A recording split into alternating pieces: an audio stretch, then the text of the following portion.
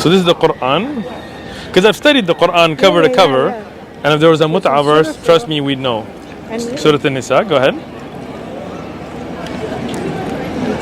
Did you want to Google it or something before we... I don't have one of those kind of phones. It's a one about marriage. So how can it be about mut'a if it's about marriage? Women. Mut'a is temporary marriage. Oh, it's not a marriage, right? Well, it is a marriage if you agree for a limited period. Well, no. So in Islam, there is no such thing as a limited marriage. So are you talking about verse 24? It's about nikah, about marriage? Okay, let's look at verse 24. Sure. This bit. Give them, and after it's prescribed, you agree mutually there's no sin on you. So let's read it. But let's read it together, right? Also, forbidden are women already married. Okay, so a woman's already married, you cannot marry them. Okay, we're talking unmarried women. Right. Thus has Allah ordained on you. All others are lawful, provided you seek them in marriage with meher. So no mut'a. This is what is marriage, right? Which is bridal money. Say something about temporary. No, it doesn't. So when you do the meher, we give them from your property, desiring chastity. Paying for it, No, you're not paying for it. A meher is a wedding gift, right? Like when you get married, you have a bridal gift, right? So it's not a payment for it. It's a meher, right? You give from your property, desiring chastity, not committing illegal sexual intercourse. So you are getting married. You're not just paying and having sex like prostitution in the West, right? So we are going to talk about mut'ah in English. This is Surah An-Nisa, verse number 24. This is a long verse, obviously. A portion of this verse pertains to nikah mut'ah, a mut'ah marriage. فَمَا اسْتَمْتَعْتُمْ بِهِ مِنْهُنَّ. When you conduct mut'ah, when you carry out the act of mut'ah with women, فَأْتُهُنَّ أُجُورَهُنَّ فَرِيضًا. You must pay them their dues. Pay them whatever you've promised them as their dowry, as their earnings.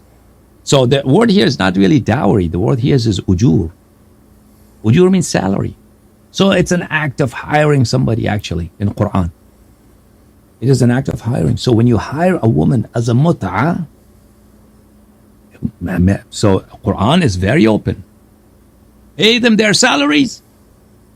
The word here is not a dowry. The word here used in Quran is salary. Now, is this mut'ah? So some people will translate this verse in another fashion. They would say, فَمَا اسْتَمْتَعْتُمْ بِهِ مِنْهُنَّ. When you enjoy a woman, when you take pleasure in her company, then pay them their salary. However, this root verb here, فَمَا اسْتَمْتَعْتُمْ بِهِ مِنْهُنَّ, this comes from mut'ah. This is a conjugate from mut'ah. The root verb is mut'ah.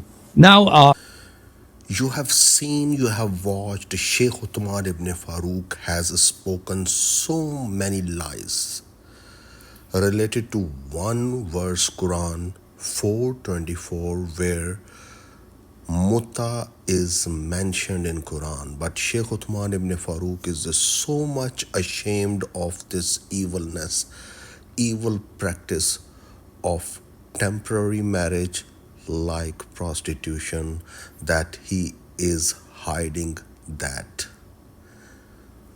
So the Shia scholar Hassan Allahyari, he has exposed Shaykh Uthman ibn Farooq and caught red-handed the lies of Shaykh Uthman ibn Farooq. The major lies that Shaykh Uthman ibn Farooq has spoken related to this verse is that, number one, that the mutta word is not there, but you have watched, you have heard Hassan Allahyari, the Shia scholar, he has mentioned the root word for mutta in that verse.